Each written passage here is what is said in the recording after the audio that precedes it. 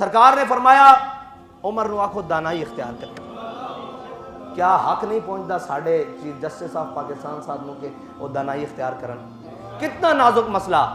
असी रोंदे जी मस्जिद जले गल मस्जिद की नहीं, जिन्हें हजूर की जात नहीं पहचाने मस्जिद तो फिर शायरुल्लाह चाहिए। मस्जिदां फासले पवा दिते, मस्जिदां रस्ते चाहिए तोड़वा दित्तियां।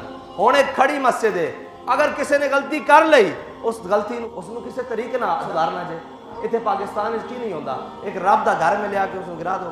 तुसी गिरा सकते हो, तुहाडे जितनी जरूरत है। इतने बड़े बड़े लोगों ने महल बनाए, पैलेस बनाए, सारा कुछ किया।